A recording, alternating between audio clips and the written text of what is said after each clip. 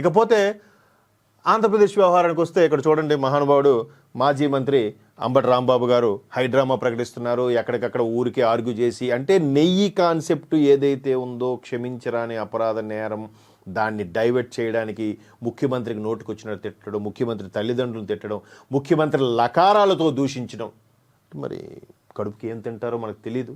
వాళ్ళు తినేది ఏంటి స్పెషల్గా ఈసారి వీడియో తీసి పెట్టాలేమో. ఎంత అద్భుతంగా తింటున్నారో, అందుకే ఎంత చక్కటి పదాలు వస్తున్నాయి మీ నోట్లో అని. సీఎంను బూతులు తిట్టి జైలుకు వెళ్ళి బెయిల్పై వచ్చినా వైసీపీ నేత అంబటి రాంబాబు తీరులో మాత్రం మార్పు లేదు. నిబంధనలకు అడ్డగోలుగా తూట్లు, పోలీసులతో పదే పదే ఘర్షణ. ఏమంటే నేను మాజీ మంత్రినిగా మళ్ళీ ఇంకోటి ఏంటంటే ఒక ఫీలింగ్, మేము మళ్ళీ వస్తాం, మీ అంతు చూస్తాం, ఇదే అంటే ఒక ట్రాన్స్లో బతికేస్తున్నారు. ఇంకా మళ్ళీ వస్తాం, మీ ఎమ్మెల్యేగా కూడా గెలవడం వాళ్ళు మళ్ళీ ఎలా వస్తారబ్బా? ప్రతిపక్ష హోదా ఉంటే ఇప్పుడు మళ్ళీ వస్తారనే ఆప్షన్ ఉంది. ఎంతసేపు అలా 37% గోళే పెడుతున్నారు. నిన్న మొన్న కూడా తమిళనాడు విజయ్ ఆయన సర్వే చేయించుకుంటే 35% ఉందంట ఆయనకి ఓటింగ్. ఆయన వస్తాడని గ్యారంటీ లేదు. హంగ్ అవ్వచ్చు, ఏదైనా 35% ఉంటే వచ్చేస్తారా? మరి అంతకుముందు వైసీపీ 2019లో గవర్నమెంట్ ఫామ్ చేసినప్పుడు కూడా ఇదే టీడీపీకి 39% వచ్చింది. మరి గవర్నమెంట్ రాలేదే. అంటే వాళ్ళు ఏం ఆలోచిస్తున్నారు? వీళ్ళు గెలిస్తే ఈవీఎంలు సూపరు, ఓడిపోతే ఈవీఎంలు ట్రాష్. వీళ్ళు ఓడిపోతే మాది ఎంత పర్సంటేజ్ ఉంది, గెలిస్తే పర్సంటేజ్ ఏం చేసుకుంటారు? గెలిచి చూపించి నెక్స్ట్ కుప్పంలో కూడా గెలవలే అన్నాడు ఒక ప్రబుద్ధుడు.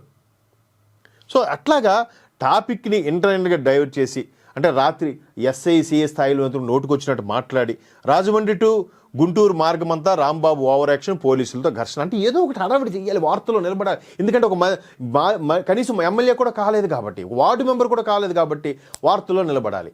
అన్ని వార్తాపత్రికలు కవర్ చేయాలి. ఎలాగో వాళ్ళు సొంత వార్తాపత్రికలు కవర్ చేస్తాయి, మిగతా వాళ్ళు ఎలా చేస్తారు? చేయరు కదా. అందుకు ఎంబర్ ఫిట్టింగ్ అనమాట. 30 యాక్ట్ ఉన్న బల ప్రదర్శనలా 30 వాహనాలతో ర్యాలీ, అంతు చూస్తానంటూ ఎస్ఐకి బెదిరింపు. అంటే అంతే మరి. అంటే డాష్ లేనోడు ఇలాగే మాట్లాడతారు. ఆ డాష్లు మీరే ఫిల్ చేసుకోవచ్చు. అంటే ఒక మాజీ మంత్రిగా, చదువుకున్న వ్యక్తిగా, ఒక ఉన్నతమైన పదవిలో ఉన్న వ్యక్తిగా, తర్వాత పెద్ద వయసు కూడా కుర్రవాడో యువతో కాదు, ఉడుకు రక్తంతో రగిలిపోయాడంటే, నా ఇంట్లో నా తోటలో కుక్కలు కూడా భయపడవు, కోన్కిస్కా గొట్టం. అంటే ఎలాంటి అద్భుతమైన పదజాలం చూడండి. నిజంగా వాళ్ళ కడుపుకి ఏం తింటారో ఒకసారి వీడియో తీసి సోషల్ మీడియాలో పెట్టాలని ఉందండి. చూద్దాం వాళ్ళు ఎంత అద్భుతంగా. అంటే ఇదంతా హల్చల్ ఏంటంటే కేవలం మనుగడ కోసమే. రేపు 29 వరకు పార్టీ ఉంటుందో లేదో, పార్టీ మనుగడ ప్రశ్నార్థకం మారిన తరుణంలో అతి కొద్ది మంది నాయకులే ఇంకా మనుగడలో ఉన్నారు వైసీపీలో. గట్టిగా చెప్పాలంటే జగన్మోహన్ రెడ్డి గారి తర్వాత అంబటి గారు, రోజా గారు, జోగి రమేష్ గారు, పేర్ని నాని గారు, ఈ 5గురే కనిపిస్తున్నారు. కొడాలి కనబట్లేదు, గుడివాడ అమర్నాథ్ కనబట్లేదు, అనిల్ కుమార్ యాదవ్ కనబట్లేదు, ఇంకా చాలామంది. నిన్న మొన్న మంగళగిరి మాజీ ఎమ్మెల్యే ఆళ్ళ రామకృష్ణారెడ్డి గారి మీద కూడా ఏదో సబ్ కేసు.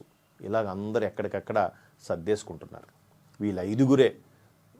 అప్పటికీ ఇంకా ఎలా ఉంటారో తెలియదు కాబట్టి ఆ మనుగడ కోసం ప్రయత్నం. తర్వాత స్వామితో పెట్టుకున్నారు, స్వామి నెయ్యినే అపచారం చేశారు కాబట్టి ఇంకా స్వామి చూసుకుంటారు. నిజంగా రోజా గారు అన్నట్టు స్వామి ఎప్పుడు ఎవరికి ఎలా చూపిస్తారో భయపడుతున్నారు, టీడీపీ వాళ్ళు భయపడుతున్నారు అన్నారు. కానీ కూడా బ్రాకెట్లో వాళ్ళే భయపడుతున్నారు.